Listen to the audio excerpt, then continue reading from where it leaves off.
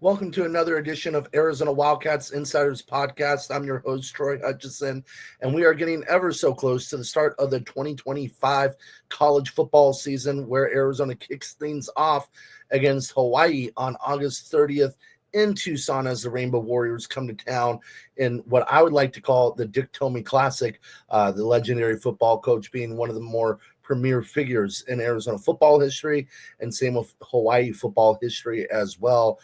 How he built a legacy there and here, and is one of the better coaches in the history of college football in terms of the defensive side of the ball. Arizona is getting closer to the season, meaning we are getting closer to Arizona football training camp, which is right around the corner, going to be starting up next week on Wednesday. Noah Fafita, Brett Brennan and company have welcomed in new coaches on the coaching staff, new players on the roster via transfer portal and via the 2025 recruiting class. Things look all up and up right now for Arizona after an underwhelming 2024 season where the team went 4-8 after high expectations. I think this training camp is going to be very important for Arizona for a lot of key positions that we'll talk about later. But before we get to Arizona football, before we get to the upcoming season, we've been breaking down position by position the best players in the history of the program at each position. We've done the greatest coaches. Obviously, Dick Tomey, number one, Larry Smith, number two. And we've done the greatest players of all time in terms of the greatest players of all time, top five. Now we're going to go on the defensive side of the ball. The top five defensive players in the history of Arizona football. It's one of those programs where it's hung its hat on being a gritty, tough-nosed, tough-minded defensive school, dating back to really the Jim Young era, but really taking off in the Larry Smith and Dick Tomey era. Countless defenders that have made it to the NFL, great teams, great defenses, obviously headlined by the Desert Swarm defense in the early 2000s. That was, Dick Tomey, Rich Ellerson, and other assistant coaches that put that together. Dwayne Aquino was on that coaching staff. I don't know if he was coaching offense back then or defense. He's coached both sides of the ball. But tremendous defense, Rob Waldrop, Teddy Bruschi, Brandon Sanders, Tony Bowie, just to name a few, Jim Hoffman. I mean, the list goes on terrific defensive players from that defense. They're number two all-time in stopping the run in a single season. I think they allowed opponents to 30 rushing yards per game, which you'll never see again. You'll never see that in today's college football, no matter how great teams are recruiting, no matter how great teams are developing, with how fast the game is now, with how open and up-tempo it is. You're never going to see a defense hold their opponents to 30 rushing yards per game for a whole entire 13 game season. It's just never going to happen again. So I think that's one of the greatest defenses in the history of college football. They're a great secondary as well. But I want to talk about the individual players in U of A football history. And to start things off, we're going to go back to the 80s, and a guy that was kind of overshadowed at times by somebody else who will be on this list, and that's linebacker Byron Evans. Byron Evans came out of Shadow Mountain in the Phoenix area, and he's one of the tremendous linebackers in the history of Arizona football. Kind of an under the radar recruit. ASU did not want him. ASU didn't even pick up the phone to call him. So he goes to Tucson, plays for Larry Smith, and he turns into one of the best defensive players in the conference, had a successful NFL career with the Eagles, second all-time in tackles behind Ricky Hundley. So go figure there. This man averaged around 112, 125 tackles per season. I mean, he was a tackle machine, a little undersized for the linebacker position, especially back then, but he would just blow defenders up. Terrific middle linebacker type of player. Number 48 for the Cats in that old red block A era. And when you're talking about setting the tone on the defensive side of the ball, that's what Byron Evans did. He set the tone, and he was coming for vengeance. And there was no team he hated more than the Sun Devils. So every time they played him, he made sure to leave his mark. And I don't think he ever lost to ASU. That's in the middle of the streak for Arizona, where they won 9 straight. So that is number 5 on our list, is Byron Evans, barely beating out Chris McAllister, just to give you a little bit of an idea of this list. Chris McAllister, the best defensive back Arizona has ever had in terms of corners. He's the greatest corner in the history of this program.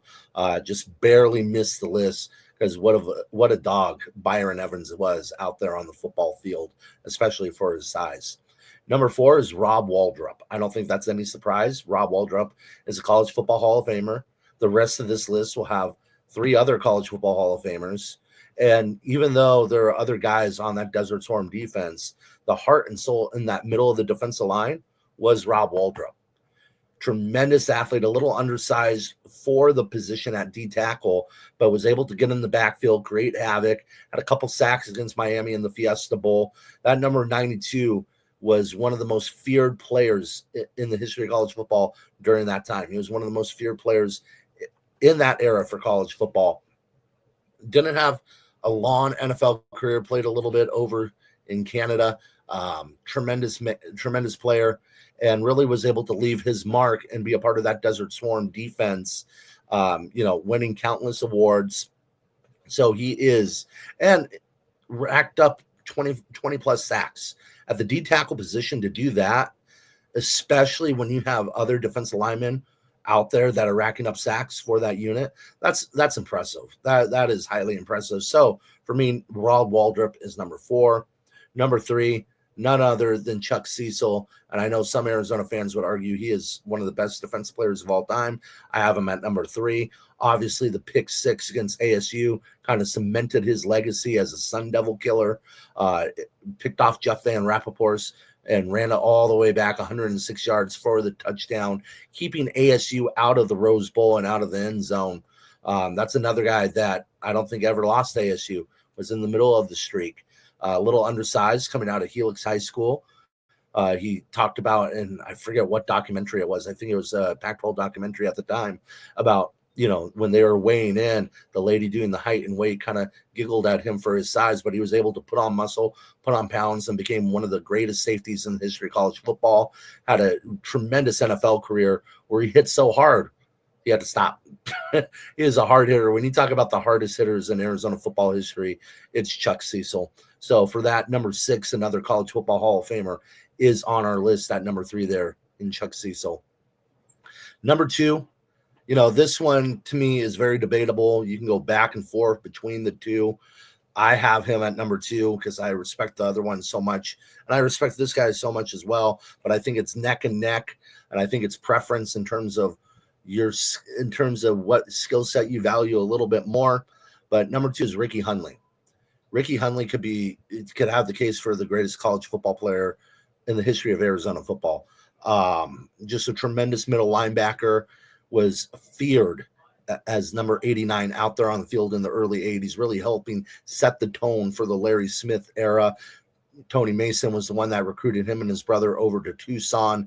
But, a big physical linebacker that could move like a gazelle, hit hard, led the Pac-10 in tackles, and was co-defensive player of the year somehow with Ron Rivera at Cal, but a tremendous player, had a tremendous NFL career with the Denver Broncos, Raiders, and other teams as well. So for that, he is number 2 on our list. Number 1, again, I think it's just a little bit above Ricky Hundley, is to me the face of Arizona football, the face of Arizona athletics, one of the faces of Arizona athletics, Teddy Bruschi. I don't think there's anybody that is a bigger Arizona fan than Teddy Bruschi. Him and Chuck are huge U of A fans, and they love this university. And you look at Teddy Bruschi, you think of him as that middle linebacker playing for the Patriots, but in college football, he was an edge rusher wearing number 68 and was one of the most feared edge rushers in the history of the game. He left college football with 52 sacks, which led the NCAA for a number of years before Terrell Suggs came and broke that record. But Teddy Bruschi was a monster. He was able to get in the backfield at will. And think, Washington and Arizona were his final 2 schools. He picked Arizona. If he goes to Washington during that time, Don James era, all those defenders, all those great players, who knows what they could have done. But luckily for Arizona, he picked them, had a tremendous career, was the heart and soul of that Desert Storm defense, setting the tone with his mullet, getting in the backfield, and creating havoc. So for me, he is number 1. I think you can make an argument between the two of them, but Teddy Bruschi is my number 1 defense player in U of A football history. And as we get closer to training camp, we're going to have a couple more of these videos as well, but we'll be having wall-to-wall coverage of Arizona football training camp in the upcoming season. So look for us on Arizona Wildcats on SI, and follow us on our Twitter at Arizona Wildcats on SI.